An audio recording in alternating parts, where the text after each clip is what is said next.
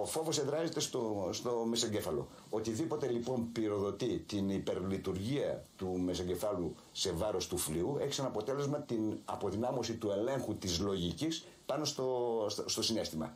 Και η τεχνική που εφαρμόζεται με την εφαρμογή του φόβου έχει σαν στόχο αυτό ακριβώς το πράγμα. Να καταλυθεί η δυνατότητα του λογικού ελέγχου ή της λογικής επεξεργασίας του φόβου.